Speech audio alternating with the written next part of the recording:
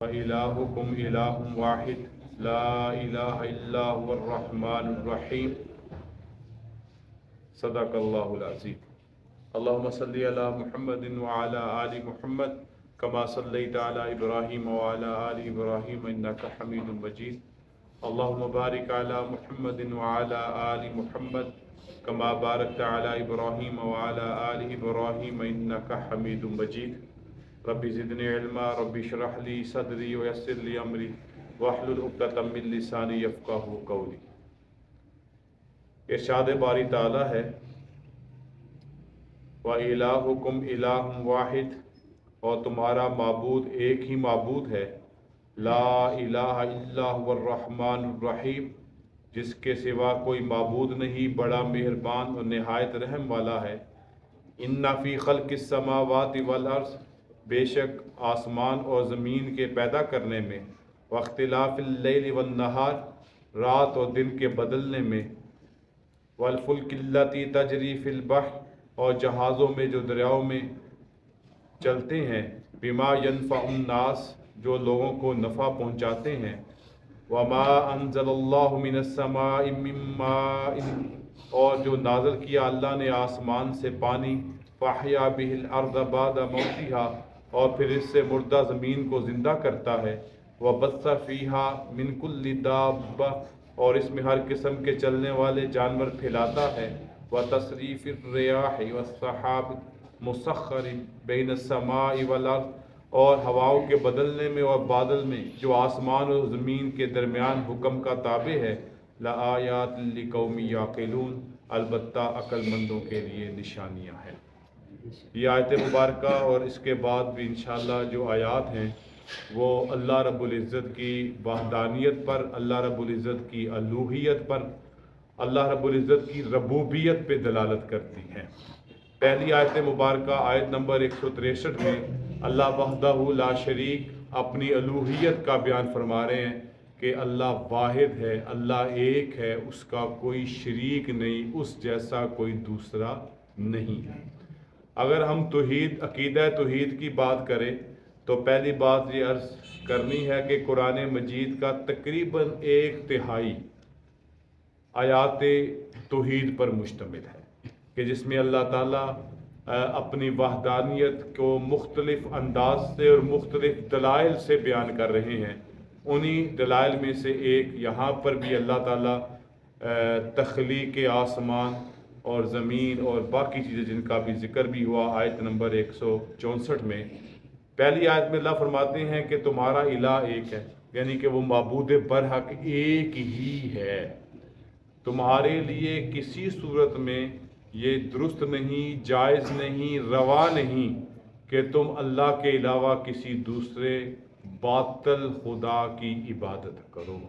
یہ آیت اللہ تعالیٰ کی عبادت کے حوالے سے ہر طرح کے ابہامات کو دور کرنے کے لیے کافی ہے کہ اگر تم نے عبادت کرنی ہے، اگر تم نے معبود برحق ماننا ہے، صرف ایک اللہ کو مانو، اس کے علاوہ کسی کے سامنے عبادت کے لیے سجدہ ریز ہونا، رکوع کرنا، اپنی عبادت میں کسی کو شریک کرنا کسی طور پہ درست نہیں ہے. پھر اللہ فرماتے ہیں اسی آیت مبارکہ کے اگلے حصے میں، لا الہ الا هو الرحمن الرحیم، کیسا خدا جس کے سوا کوئی معبود نہیں، وہ رحمان بھی ہے اور رحیم بھی ہے. رحمان اور رحیم دونوں کا مادہ رحم سے ہے، جس کا معنی ہے شفقت، رحمت، مہربانی، توجہ. یہ ساری چیزیں جو کسی کی خاص عنایت کا اشارہ دے، وہ رحمان اور رحیم ذات صرف اللہ رب العزت کی ہے. مفسرین کرام نے یہاں پر ایک نقطہ بیان کیا، جیسے کہ ہم بسم اللہ الرحمن الرحیم میں بھی الرحمن کی صفت اور رحیم کی صفت کا تذکرہ کرتے ہیں، اور سورہ فاتحہ میں بھی ایسے ہی الرحمن الرحیم. تو یہاں مفسرین یہ بیان کرتے ہیں الرحمن کا تعلق دنیا کے ساتھ ہے، اور اللہ تعالیٰ کی رحمت، اللہ کی شفقت، اللہ کی عنایت یہ رحمان کے ساتھ ہے عامہ. یہاں اس رحمت سے، اس عنایت سے ہر طرح کا انسان اور ہر طرح کی مخلوق فائدہ اٹھا رہی ہے، کوئی مانے یا نہ مانے اللہ تعالیٰ اس کو بھی رزق دے رہے ہیں، اس کو بھی زندگی دے رہے ہیں، اس کو بھی زندگی کی آسائشیں اور سہولتیں دے رہے ہیں۔ یہ کوئی مخصوص نہیں ہے، الرحمن کی صفت مخصوص نہیں ہے۔ اور جب بات ہوتی ہے صفت رحیم کی تو یہ پھر مخصوص ہے۔ یہ کہاں پہ مخصوص ہے؟ یہ اللہ رب العزت میدان معاشر میں صرف مومنین، مسلمین، مومنات اور مسلمات کے لیے مخصوص فرمائیں گے، اور وہاں پر اللہ کا رحم، اللہ کی شفقت اور اللہ کی عنایت مخصوص اہل ایمان کے ساتھ مختص ہو جائے گی۔ تو یہ اس طرف اشارہ ہے، حالانکہ دونوں کا معنی ملتا جلتا ہے، لیکن رحمان یہ رحم عام ہے، یہ شفقت عام ہے، یہ عنایت عام ہے اور دنیا کے لیے ہے، اور رحیم یہ رحم، یہ شفقت، یہ عنایت خاص ہے، اور وہ دن اور مقام بھی آخرت کے حوالے سے ہے، اور خاص بھی ہے مومنین مومنات کے لیے، کلمہ گو کے لیے۔ اللہ تعالیٰ نے ہمیں اہل ایمان پیدا فرمایا، اللہ تعالیٰ اسی پر موت بھی نصیب فرمائے۔ آگے اللہ تعالیٰ دلائل کے طور پر چند مثالیں بیان کر رہے ہیں، اور یہ مثالیں بڑی غور طلب ہیں۔ حضرت مفتی تقی عثمانی مدد اللہ علیہ نے اپنی ترجمۃ القرآن جو آسان ہے اس میں یہ بات بیان کی ہے کہ یہ ساری جو چیزیں اللہ آگے بیان کر رہے ہیں ہمارے ارد گرد ہوتی رہتی ہیں، لیکن چونکہ ایک روٹین کا حصہ ہو گئے ہیں، ان کا ہونا، ان کا نہ ہونا، اور ایک حالات کے تحت ہو رہے ہیں، ہم اس کی طرف توجہ نہیں کرتے۔ در حقیقت انہی میں اللہ کی معبودیت بھی موجود ہے، اللہ کی الوہیت بھی موجود ہے، اور اللہ کی ربوبیت بھی موجود ہے، اللہ تعالیٰ کا خالق ہونا بھی موجود ہے۔ جیسے پہلے اس میں آیا اِنَّ فِي خَلْقِ السَّمَاوَاتِ وَالْأَرْضِ، بے شک آسمان اور زمین کی تخلیق میں اللہ نے جو یہ پیدا کیا ہے، اور اسی طرح آگے وَاخْتِلَافِ اللَّيْلِ وَالنَّهَارِ، رات اور دن کے بدلنے میں، یہ کتنی اللہ رب العزت نے ہمارے لیے یہ تبدیلی کو، دن اور رات کی تبدیلی بھی ہمارے لیے نعمت اور رحمت اور عنایت سے کم نہیں ہے۔ مسلسل دن ہو تو ہم اکتا جائیں، اور مسلسل رات ہو تب بھی ہم اکتا جائیں۔ دن ہو تو ہم کام کرتے کرتے تھک جائیں، رات ہو تو ہم سوتے سوتے تھک جائیں، طالب علموں کے علاوہ سوتے سوتے تھک جائیں، یہ نہیں تھکتے سوتے۔ تو لہٰذا یہ اللہ کی بڑی نعمت ہے، ان کی تبدیلیاں، رات اور دن کا آنا جانا، اور پھر ایسا بہترین اللہ کا نظام ہے کہ ایک لمحہ بھی اللہ رب العزت کا یہ نظام ادھر سے ادھر نہیں ہوتا۔ آپ کی ہاں یہ کسی وقت ہمیں تو اب تو ڈیجیٹل گھڑیاں آ گئی، وہ ایک دائمی اوقات لگا تھا نماز کا، آپ اس میں دیکھ لیں کہ اگر سورج 1 جنوری کو 7:10 پہ 1901 میں نکل رہا ہے تو 2001 میں بھی اسی وقت میں نکل رہا ہے۔ یہ کون ہے اس کے پیچھے؟ اس کے بدلنے میں اللہ رب العزت کی حکمت ہے۔ ہمارے اوقات میں کبھی نہ کبھی نہیں، اکثر یہ 1 2 4 منٹ کا ادھر اونچ ہو، یہ تو معمولی سی بات ہے، ورنہ تو ہم کئی گھنٹے اپنے کاموں میں تاخیر کر دیتے ہیں، مگر اللہ کا نظام ایسا مربوط ہے کہ اس میں کوئی فرق نہیں ہے۔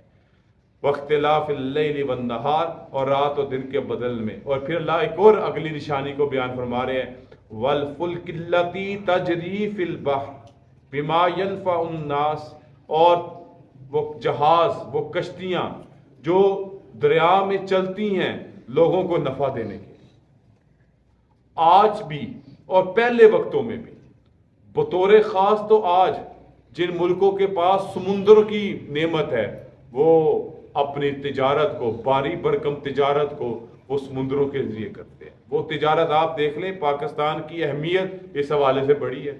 آگے جتنے بھی یہ وسطی ایشیائی ریاستیں، افغانستان سمیت، ان کو قریب کوئی سمندر نہیں لگتا۔ پاکستان کا سمندر وہ ساری اپنی باری برکم تجارت کے لیے استعمال کرتے ہیں۔ تو یہ پہلے زمانوں میں بھی اس کی اہمیت اپنی جگہ موجود تھی، آج تجارتی نقطہ نظر سے اس کی اہمیت کئی گنا بڑھ گئی ہے، اور یہ سب کچھ کون ہے؟ اللہ رب العزت کی ذات ہے۔ والفلک التی تجری فی البحر بما ینفع الناس، اور یہ جہاز، بڑے کشتیاں جو سمندروں میں چلتی ہیں لوگوں کو فائدہ ہوتا ہے۔ سفر بھی اب سفر والا زمانہ ہی نہیں رہا، اب تو زیادہ تر تجارتی ہی معاملہ ہو گیا۔ کسی زمانے میں ہم بچپن میں سنا کرتے تھے کہ بحری جہاز پہ لوگ حج کے لیے جاتے تھے، اس وقت ہوائی جہاز بہت مہنگا بھی ہوتا تھا اور کم بھی ہوتا تھا، تو وہ بحری جہاز میں کتنے دن کا سفر ہوتا، لوگ حج کے لیے جا رہے ہیں اور بڑا لمبا چوڑا سلسلہ ہوتا۔ اب تو بحری جہازوں میں زیادہ کہ اکثر ہی تجارت ہے، اور کچھ برائے نام کی جو سفر ہے وہ بھی صرف لطف اندوز ہونے کے لیے ہے، ضرورت کے لیے نہیں ہے۔ وما انزل اللہ من السماء، اور جو اللہ نے نازل کیا آسمان سے، من ماء، پانی، اب آسمان سے بارش برس رہی ہے، یہ انسان کی ایک اور ضرورت کو پورا کر رہی ہے، وہ کیا ہے؟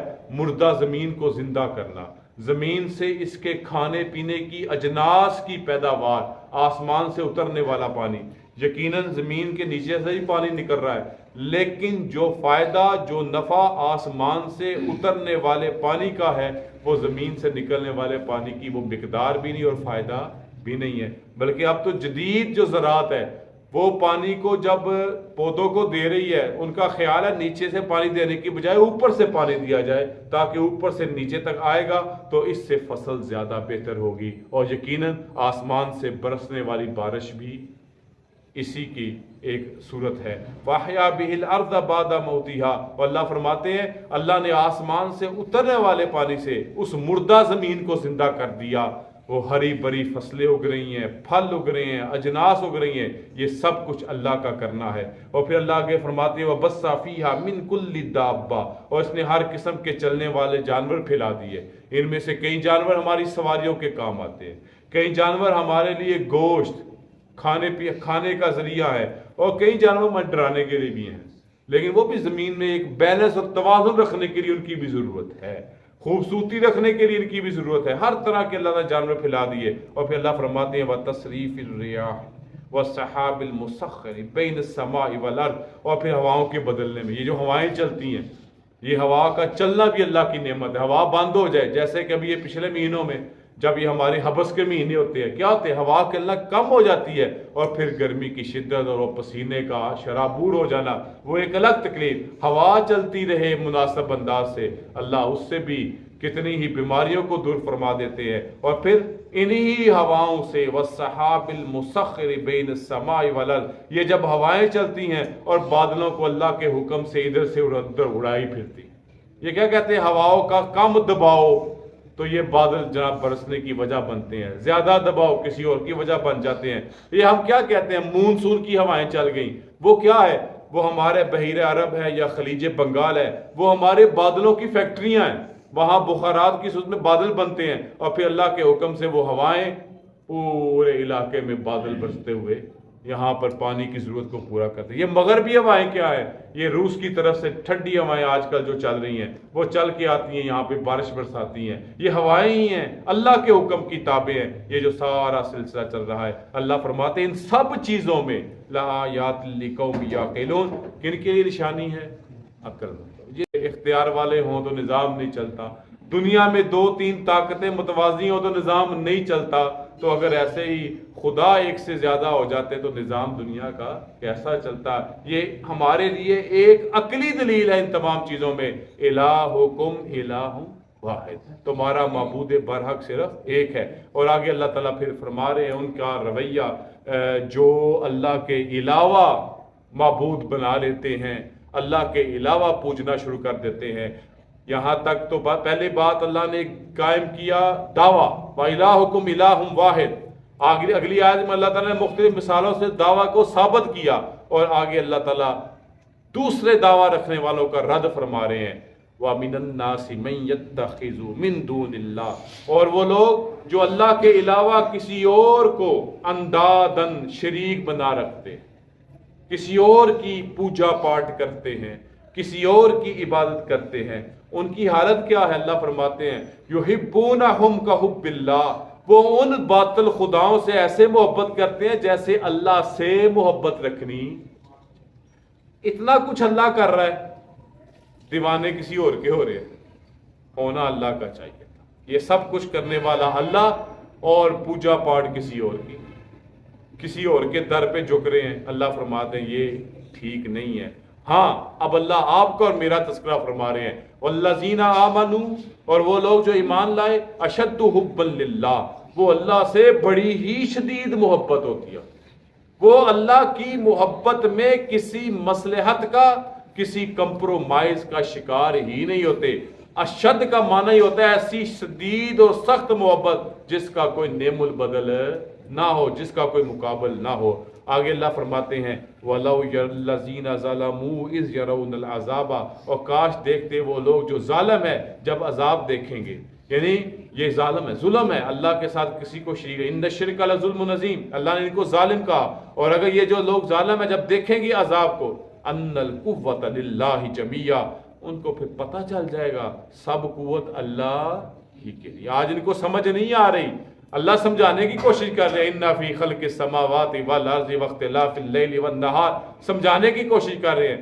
لیکن جب اس وقت ڈنڈے پڑیں گے نا تو پھر پتہ چلے گا ان القوۃ للہ جمیعا، بے شک قوت ساری کی ساری اللہ ہی کے لیے ہے. وَأَنَّ اللَّهَ شدید العذاب، اور اللہ سخت عذاب دیتے ہیں. اب کیا ہوگا؟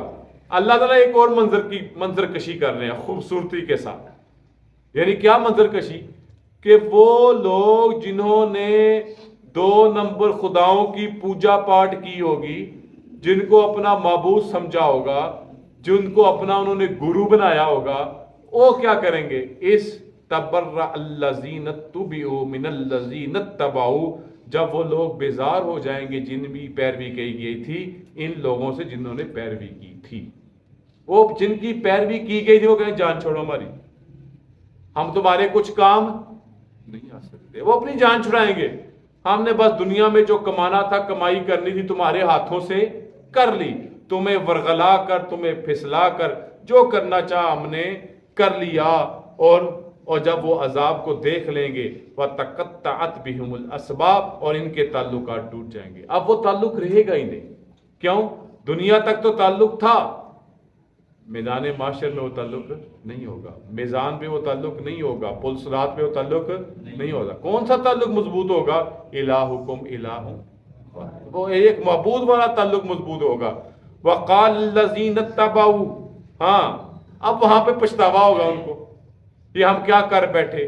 اور کہیں گے وہ لوگ جنہوں نے پیروی کی تھی ان لنا کرۃ، اگر بے شک ہمیں دوبارہ موقع ملے، فَنَتَبَرَّأَ مِنْهُمْ كَمَا تَبَرَّأُوا مِنَّا.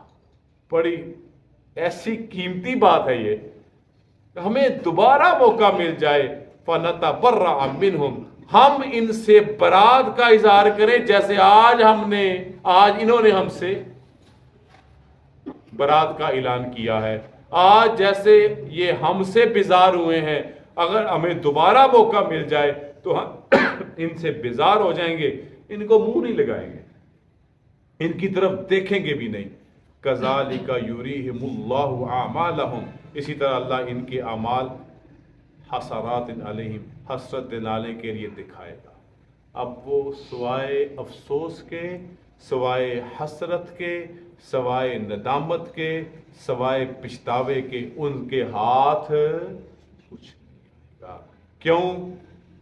وہ کیا کہتے ہیں، کرکٹ میں بیٹسمن کی ایک بال ہی خراب کر دیتی ہے. بالر کے پاس بڑے موقع ہوتے ہیں، اس کے پاس 6 گیندیں ہوتی ہیں، اور ان 6 گیندوں میں ایک بال پہ اگر بیٹسمن آؤٹ ہو جائے اس کو گھر جانا پڑتا ہے، جس کو آپ کیا کہتے ہیں، پیویلین جانا پڑتا ہے.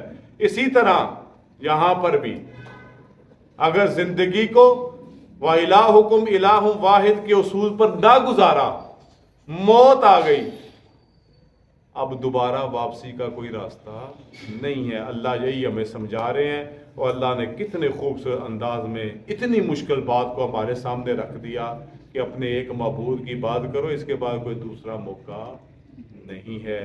وَمَا هُمْ بِخَارِجِينَ مِنَ النَّارِ، جنہوں نے پوجا پاٹ کی تھی وہ بھی نہیں نکل سکیں گے، اور جنہوں نے کروائی تھی وہ بھی نہیں نکل سکیں گے. نہ ان کے ہاتھ میں کوئی موقع، نہ ان کے ہاتھ میں کوئی موقع. اللہ تعالیٰ ہمیں ایمان والی، اعمال صالحہ والی زندگی نصیب فرمائے. ہر طرح کے امتحانات، آزمائشوں سے محفوظ رکھ کر اسی نسبتوں کے ساتھ ہمیں قبر میں اتارے، انہی نسبتوں کے ساتھ دنیا و آخرت کی کامیابیاں عطا فرمائے.